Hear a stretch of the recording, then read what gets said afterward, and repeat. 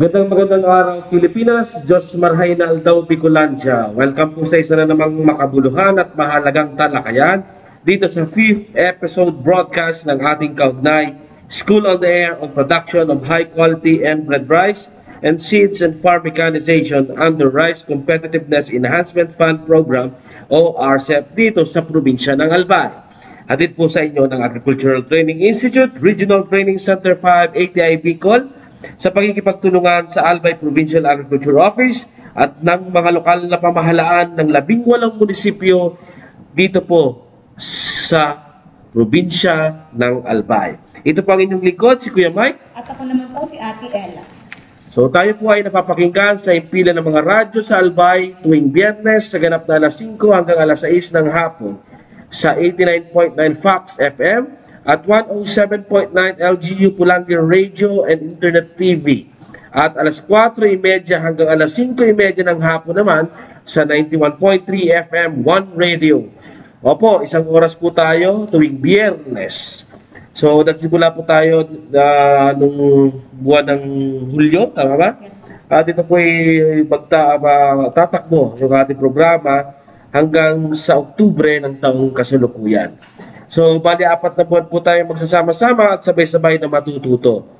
Hello po sa ating 500 farmer enrollees. Ngayon pa lang, kami po ay nagpapasalamat na sa inyo sa pagsuporta sa mga adhikain ng kagawaran ng pagsasaka. So tayo rin po ay masusubaybayan via YouTube channel. Ang aming YouTube channel ay ATI Bicol, #Sarabay Channel. And of course, kindly follow and like us sa aming 3 Facebook pages, which is ATI Bicol, ATI Bicolandia, and RCEF ATI Bicol. And syempre, tayo rin ay matutunghayan sa mga Facebook pages ng mga nabanggit na partner radio stations natin dito sa probinsya ng Albay. Okay, so ayan na po. Bago po tayo dumako na naman sa ating aralin, syempre, dadako na naman muna tayo sa ating swak na tawagan. Okay. So ngayon po ang tatawagan po natin ay nandito na na-select na po natin. Tatawagan po natin si Ma'am Ami Balbin ng LGU Santo Domingo. Okay? So dial po natin. Ayan. Ayan, okay. So, ayan na, nag-ring na po. Okay. So, ayan. Problema siguro sa ating yan na. Hello po, good morning. Yes, Ma'am Ami Balbin, LGU Santo Domingo po ba ito? Hello Yes po. po. Yan, hello po ha. Ito po si Kuya Mike at kasama ko po si Ate Ella. Hello, ma'am. At tayo po ay nasa portion na ng swak na tawagan. Okay? So, tinatawagan po natin yung mga ating mga enrollees kung talagang nakikinig po sila sa atin at kung may natututunan po doon sa mga lessons natin. So, ito po yung question namin sa inyo, ma'am.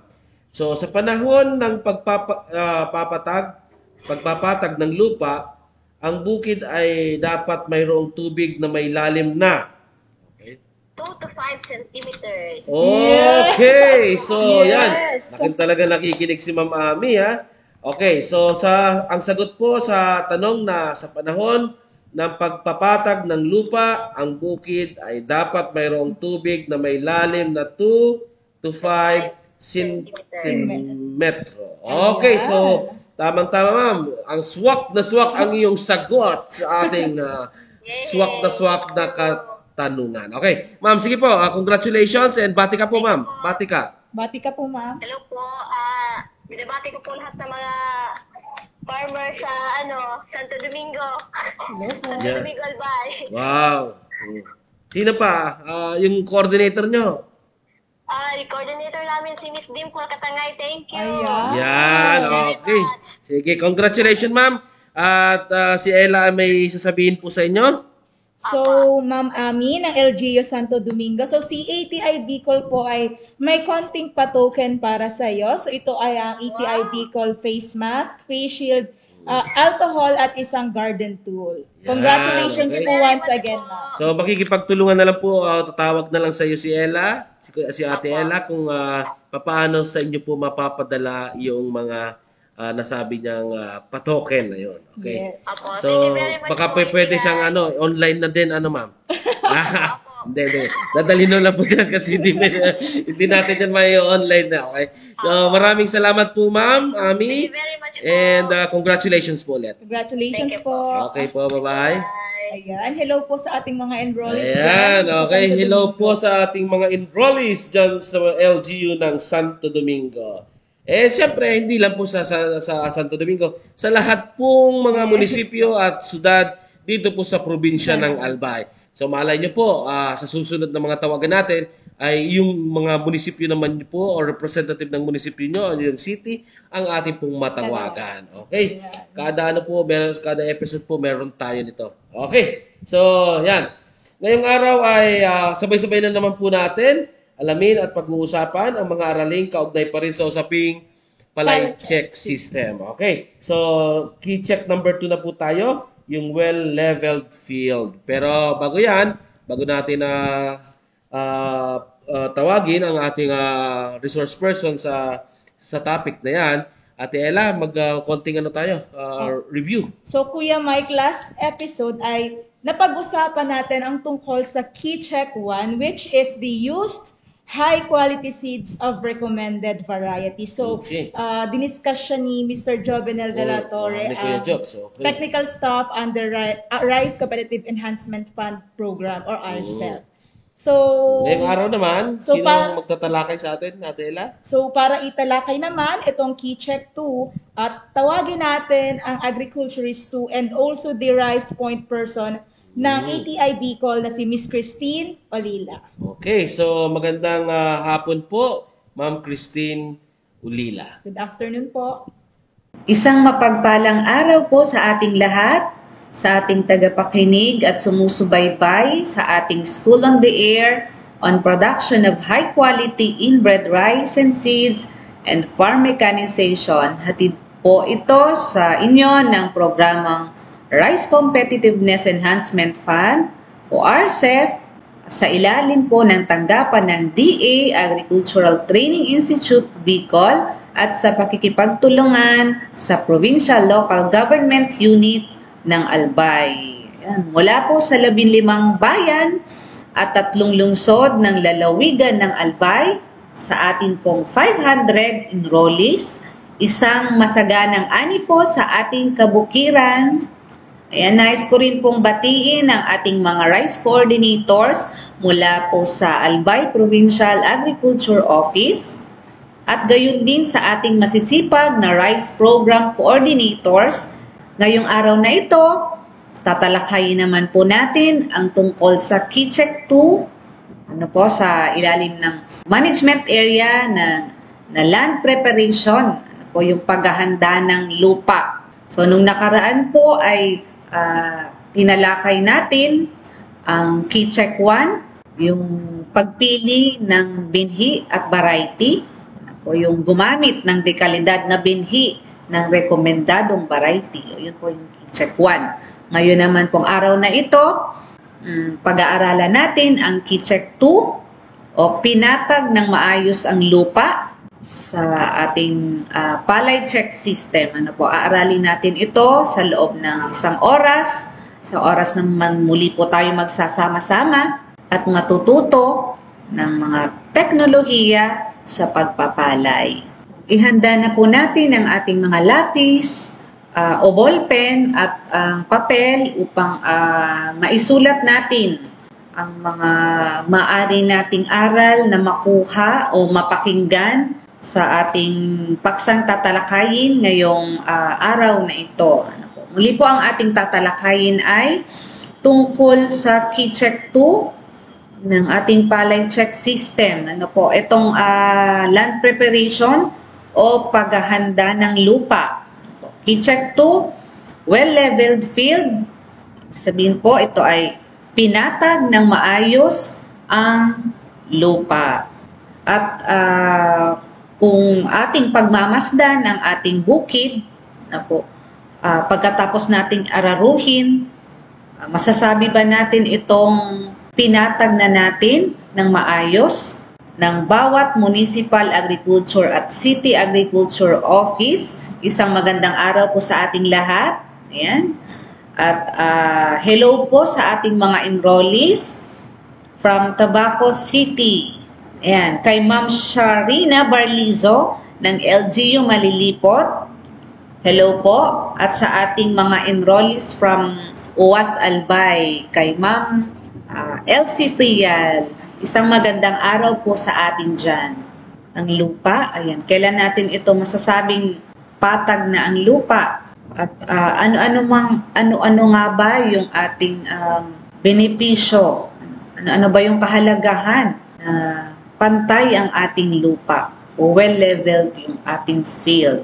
Tatalakayin natin ito isa-isa. Okay, sabi nga, ang pinatag na lupa o isang kailangan at daan tungo po sa pagkakaroon ng maayos na pamamahala o epesyenteng pamamahala ng tubig at ganun din ng ating halamang tanim. Yun. So ano ba yung iba't ibang kahalagahan pa nito na maaring maidulot sa atin? Unang-una, mas madali po nating mapamahalaan ang damo po, hindi po masyadong dadamuhin yung ating bukid kung patag ng maayos ang ating bukid. At ganun din, mas madali din nating pamahalaan yung ating pesteng kohol.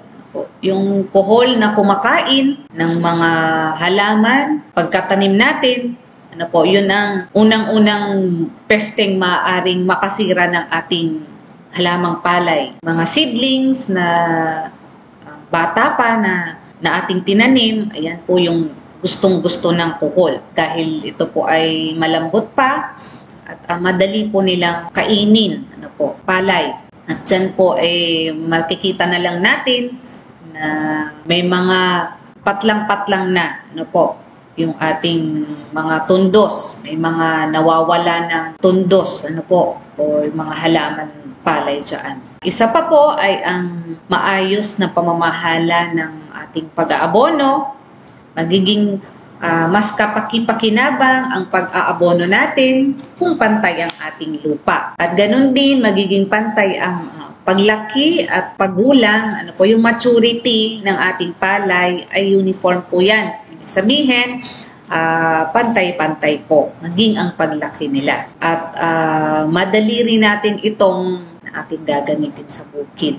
So, magiging efficient din yung use ng ating machineries. At ganun din ang paggamit ng tubig, pagpapatubig natin, magiging efficiente din.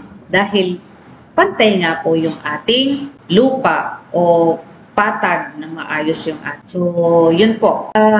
Kapag ang lupa naman ay hindi po pinatag ayon sa research, sa mga nagsasaliksik, ayon sa mga pag-aaral, ay nagkakaroon ng 5% na reduction sa yield.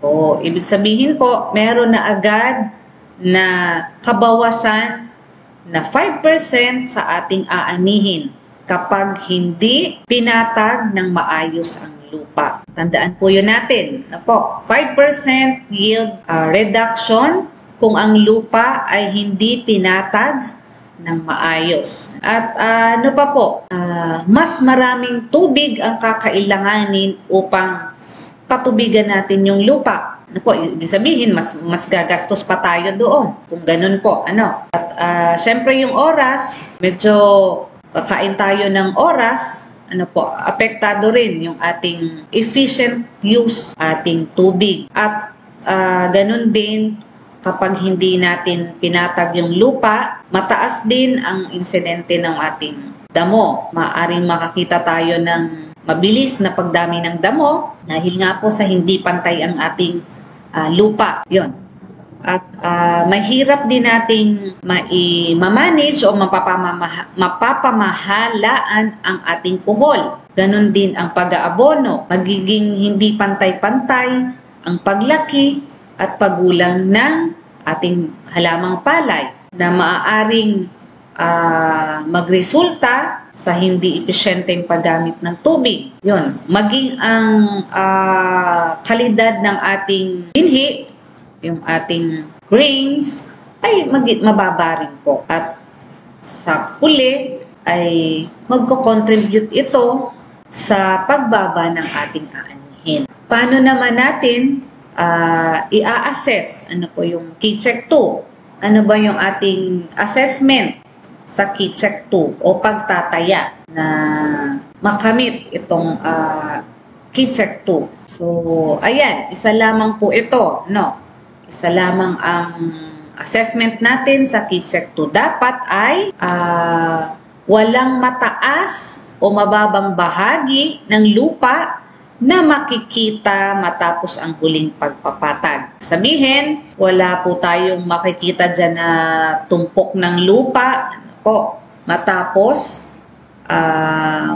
magpatubig ng 5 sentimetro sa huling pagpapatag. Wala pong tumpok at wala din tayong makikitang malalim na bahagi ng lupa matapos naman tayong magpatubig. So, yun. Ibig sabihin, pantay po dito ang ating magiging resulta sa ating lupa. Ito. So, ito po yung assessment natin sa Key-Check 2. Tandaan natin, walang mataas o mababang bahagi ng lupa na makikita matapos ang huling pagpapatag. At ano naman po ang rekomendasyon natin o recommendation upang makamit natin ang Key-Check 2? Ano ba yung ating maaring gawin upang makamit natin ang Key-Check 2? So, una po, kailangan linisin natin at ayusin ang mga kanal at pilapil. Yan. Ang malinis na kanal at pilapil ay nakakatulong po ito sa pagkontrol ng peste. Isang mahalagang naidudulot po ng malinis na dike o kanal o pilapil, ano po, ay ang pagkontrol ng peste. At ganun din po, kung maayos ang pagkakasiksik ng lupa, o pagkakalinis nito, hindi po tatagas yung tubig, ano po. Kung yung kailangan natin doon sa ating bukid ay hindi agarang tatagas o mawawala tubig. At ganun din, hindi rin ito paglulunggaan o titirhan ng mga daga siyang nagiging peste natin sa bukid.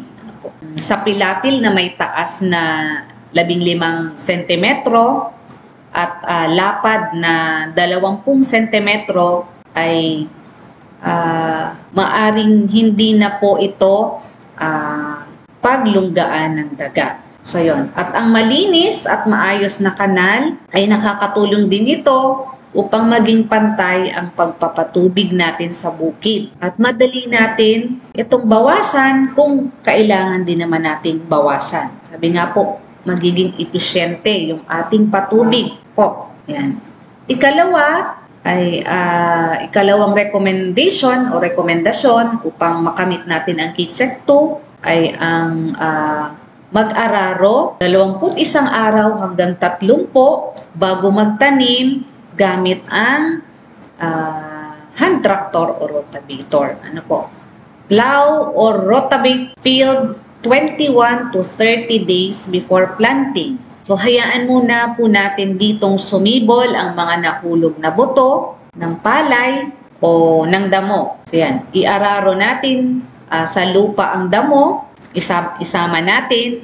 Kasama na dyan yung mga rice straw, mga dayami, at iba pa, yung damo. Ayan. Upang magkaroon din ng oras ito na mabulok. Ano po? O ma-decompose. Upang tuluyan itong mabulok at ma-decompose. At ganun din, magkokontrol din ito ang mga peste dahil yung mga pinamahayan nito masisira.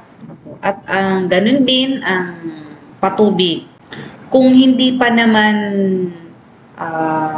fully decomposed o hindi pa talagang nabulok yung ating mga organic materials, hindi pa gaanong bulok, ay nagiging acidic dito. Nagiging sanhi ito ng giging acidic ng ating lupa at yung ibang mga nutrients na kailangan, mga sustansya na kailangan ng ating palay ay hindi na natin makukuha, hindi na available sa lupa. Sabi nga, inirerekomenda dito na magsimula na ng seedbed preparation, yung paghanda ng kamang taniman as soon po na mag-start tayo ng pag-araro. Sabay na po siya. So, sa kabuuan po, ang 30 araw ay ito na yung oras upang yung mga drop seeds na tinatawag, yung mga buto na nagmula sa palay at sa mga damo ay masira na sa pamamagitan ng pagsusuyod, yung hanggang 30 days. Kaya ang paghahanda po ng lupa ay mula 21 to 30 days. At mahalaga din na makontrol natin ito, yung mga drop seeds, at yung mga sinasabi nating off-type varieties, yung mga off-types na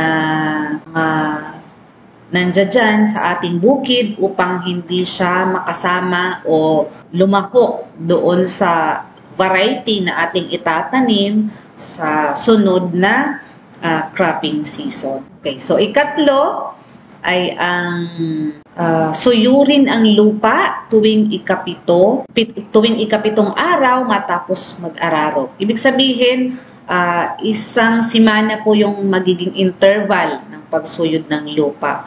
So, harrow field twice at 1 week interval. Ibig sabihin, ang unang pagsusuyod ay dapat ayon sa direksyon ng pag-aararo din.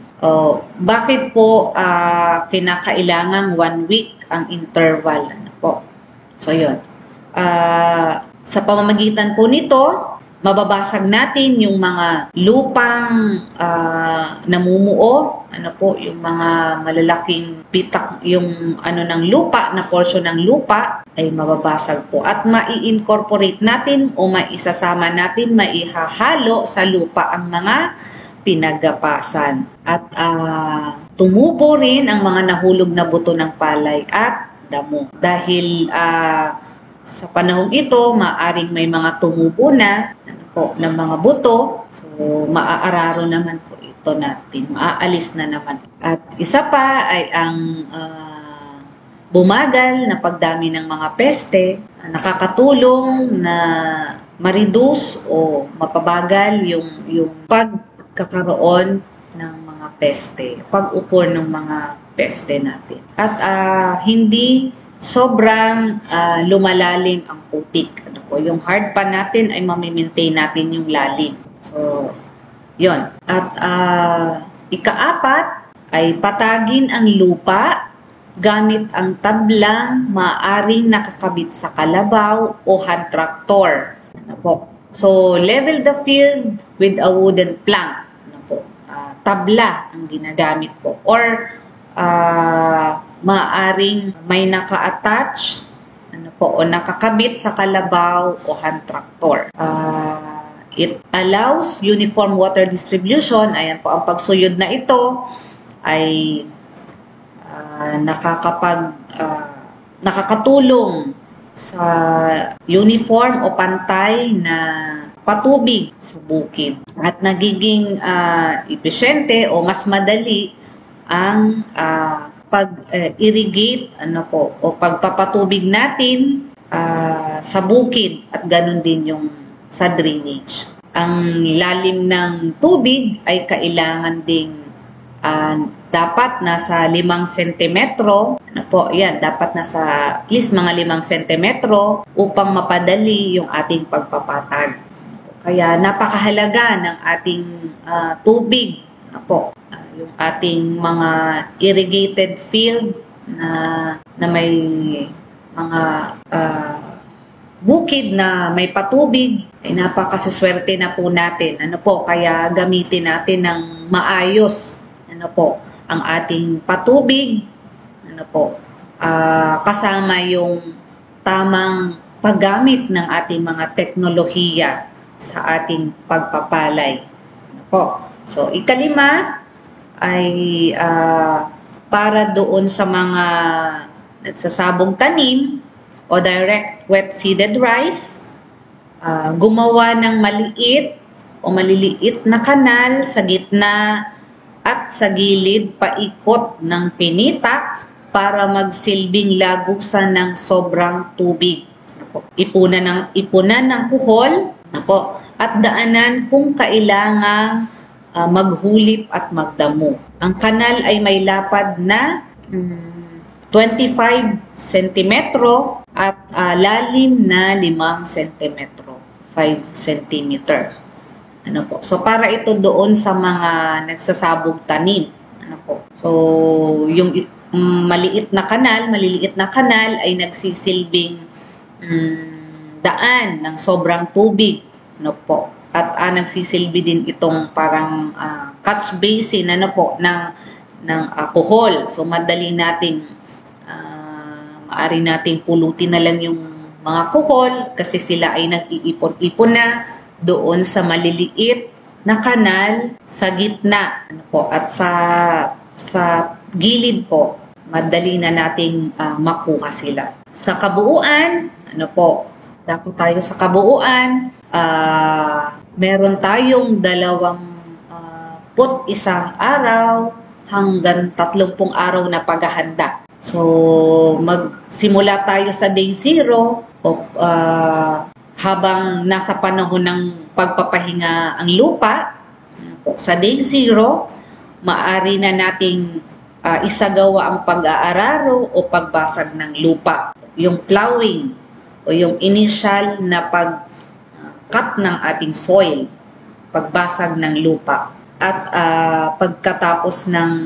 pagkalipas ng isang semana o 7 araw, yung day 7 naman tayo, ay maaari na nating isagawa ang unang pagsusuyod o first harrowing. So, pagkalipas muli ng 7 araw at tayo ay nasa day 14 na ng paghahanda ng lupa, ay isasagawa naman natin dito ang pangalawang pagsusuyod o second harrowing. Minsan may na dito, nandito na din sinasagawa yung paunang pagpapatag ng lupa. At pagkalipas muli ng 7 araw o isang semana, ay isinasagawa na natin yung third harrowing, final leveling, yung ikatlo at huling pagpapatag ng lupa, paglilinang at pagpapatag ng lupa sa day 21 na. So, from day 22, nakita na natin na handa na yung ating lupa, ay maaari na natin itong taniman. Kaya itong paghahanda ng ating lupa ay inihahanda 21 to 30 days. Yun. At tingnan natin ang kabuuan, ang input, output, at outcome, sa prinsipyo ng ating palay check system. Yung input, ano ba yung ating mga ginawa? At ano ba yung magiging resulta ng ating ginawa? At yung outcome, yung mga pinagsama-samang epekto, ng ating output sa ating yield at grain quality, Tingnan natin sa output. Kung tayo ay, kung nilinis natin ng maayos ang mga kanal at ating mga pilapil, inayos natin ito at naghanda tayo ng ating bukirin sa loob ng 21 o 21 hanggang 30 araw bago nating taniman, ay makakamit natin ang well-leveled field. Na kung saan yung mga residue, plant residue, yung mga tira-tirang mga stubbles o yung mga tirang halaman dyan, maging ito man ay damo o halamang palay, ay mabubulok po ng maayos. At mababawasan din ang ating peste. Isa pang output ay ang pantay-pantay na paggulang ng ating paglaki at paggulang ng palay. At magiging maayos, epesyente ang ating patubig at ang pag-aabono. At syempre magiging mapapamahalaan natin ng maayos ang ating pananim na palay. Yan, ang output. Ano po? At anong magiging outcome nito? Yung mga pinagsama-samang magiging epekto sa pamamagitan ng ani at kalidad ng ating butil ng palay. So, mataas ang ating magiging ani, mataas din ang magiging kalidad ng ating butil ng palay, at hindi tayo masyadong nakakaapekto sa pagkasira ng ating kalikasan. So, minimal lang ang na-contribute natin na damage sa ating pagkasira ng kalikasan. Okay. So, yun ang ating napag-aralan sa Key Check 2. Ano po? Ang paghahanda ng lupa. Ano po? Key Check 2. Pinatag ng maayos ang lupa o well-leveled field.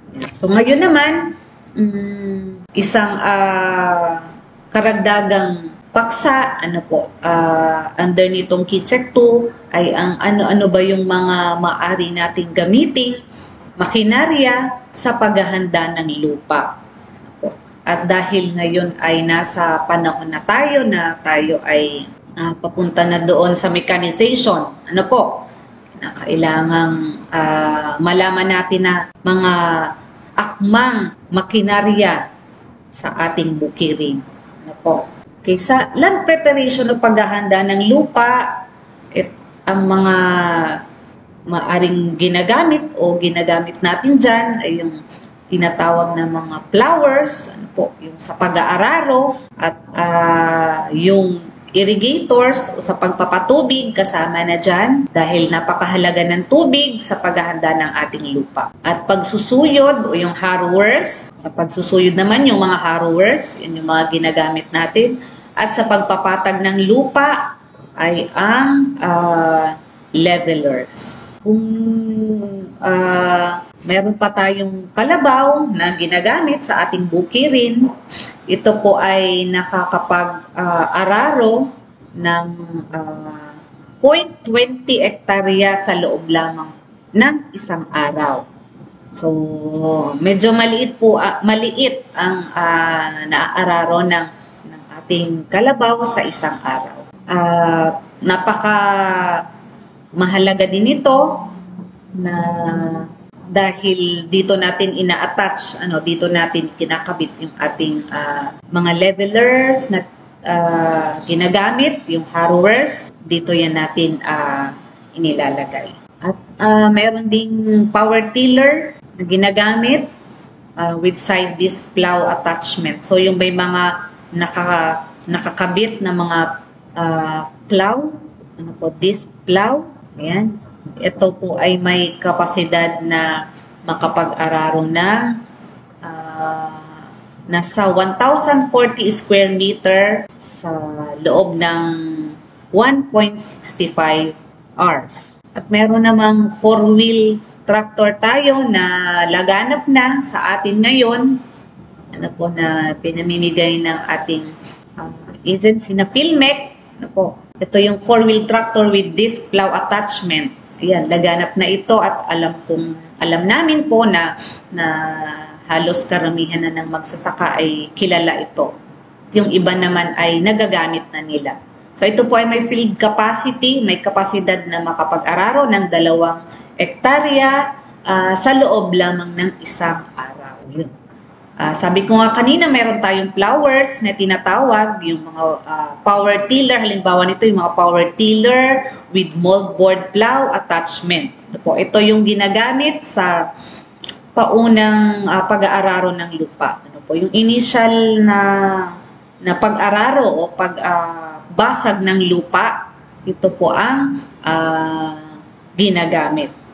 Ito ay may kapasidad na makapag-araro ng 1 hektarya sa loob ng 1 araw. So, power tiller po with moldboard plow attachment. Ang sunod naman ay irrigators. Ano po yung ating mga gamit sa pagpapatubig? Meron tayong shallow tube well, yung mga STW. Yan. At meron ding rice hull gasifier. Ito ay mga nagawa po ng field rice. Ano po yung rice hull gasifier? Ginagamit sa pagpapatubig. Meron din tayong harrowers po na tinatawag. Ito naman yung mga ginagamit sa pagsusuyod ng ating bukid. Yung secondary tillage equipment natin na tinatawag. Yung power tiller replaced with harrower attachment. So, pinalitan yung attachment ng pangsuyod. So, may kapasidad naman ito na makapagsuyod ng nasa 1,040 square meter sa loob ng 1.65 hours. At meron ding boat tiller. So, ito ay ginagamit sa ibang lugar. Yung nakasakay na ang operator. Kung yung power tiller natin ay naglalakad, ito naman ay nakasakay na yung ating operator. So, yung boat tiller ay may kapasidad na nasa 9.6 hectare sa loob ng 1 araw.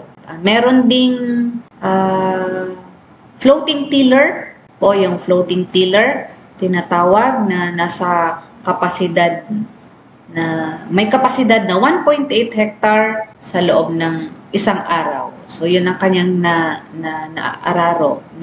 At meron ding laboy tiller doon sa mga malalalim. Yung mga bukirin, halos umabot sa bewang, ang lalim.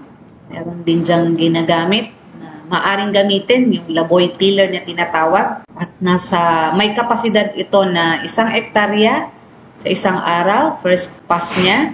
At 1.5 hectare sa loob ng 1 araw sa second passing naman. Yun yung mga harrowers natin. So, meron ding 4-wheel tractor with rotavator attachment na may kapasidad na 1.2 to 2 hectares per day. At ito po yung mga gawa din ng field rice super Korea na may kapasidad na 500 square meter per hour. So, akma po ito doon sa maliliit lamang ang area ng bukirin. Yan.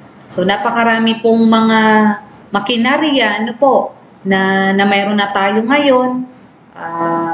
Kailangan lang po nating alamin kung ano ba talaga yung akma doon sa ating bukid. Upang nang sa ganon ay hindi naman po tayo magastusan ng marami. Kailangang magsaliksik lang tayo. Magtanong-tanong tayo kung ano ba yung akma doon sa ating bukid. At meron ding field rice rototiller. Yung mga rototiller na may kapasidad na 0.25 hectare sa 1 araw. Yan. At dako naman tayo sa levelers o yung pagpapantay, yung pagpapatag ng ating lupa. So, meron ang field rice na tinatawag na 2-man hand tractor drone leveler. Ibig sabihin, 2 po dito yung nag-ooperate. Isang nakahawak doon sa hand tractor at isa naman doon sa drone leveler. So, may kapasidad po ito na 2 hektarya sa loob ng 1 araw. Kaya niyang araruhin 2 hektarya, kaya niyang mapatag ang lupa 2 hektarya sa loob ng 1 araw. Ayan. At marami pa po, meron pa pong yung mga makinarya na pwede nating gamitin, yung mga nasaliksik ng field rice, ano po, at mga dinevelop ng field rice at ang PhilMec, ano po. So, kung tayo ay interesado, maaari po tayo lumapit doon sa may kaalaman, ano po, magtanong tayo sa ating Municipal Agriculture Office, ano po, kung nais natin na tayo ay magkaroon ng akmang makinarya sa ating bukid. Hingi po tayo ng tulong sa kanila kung paano tayo magkakaroon ng access sa pagkakaroon po ng makinaryang mga kagaya nito. Ano po? Okay. So, dyan po nagtatapos ang ating talakayan sa araw na ito. Ano po? Nawa ay nakapulot na naman tayo ng mga aral, ano po, ng mga teknolohiya na maaari nating gamitin sa ating bukirin. Ano po? Yan. At maraming salamat sa Philippine Rice Research Institute, ano po, sa kanilang module. Ano po? Ito po yung ating mga nagiging silbing gabay, ano po, sa pagbibigay sa inyo ng mga impormasyon, ano po yung kanilang mga dinedevelop na module, courseware.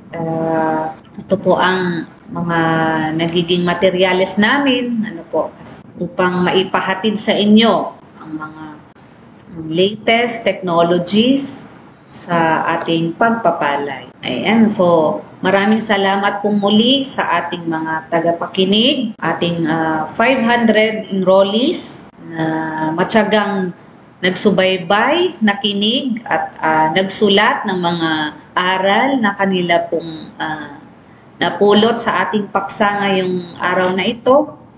Thank you very much po. At sa ngalan po ng Agricultural Training Institute, ATI Bicol, sa pamumuno ng aming Center Director, Ma'am Elsa A. Parot. Maraming salamat po sa inyo. Muli po, hanggang sa muli, sama-sama tayong matuto, mag-aral at makinig sa ating RCEF School on the Air on production of high-quality inbred rice and seeds and farm mechanization. So, Diyos mabalos po, marhay na aldaw sa Indogabok. Maraming salamat po, Miss Tin, ang aming rice focal na ATI. Ayan, mga farmer enrollees, marami na naman po ang nadagdag sa ating kaalaman.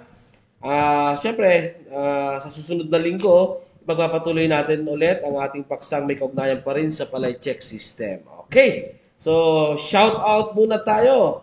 Okay, bago tayo abutin ng ating oras. Okay, shout out muna po tayo kay Mrs. Marquez ng Bigaa, Legazpi City. Hello po.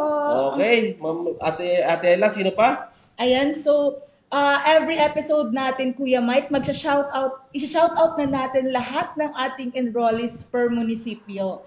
So, ang una natin i-shoutout is of course yung isa sa pinaka-active nating coordinator and of course munisipyo. So, ito ay ang Municipality of Daraga. So, Sir Mike, Kuya Mike. So, ito po ang ating mga enrollees ba to, Ella?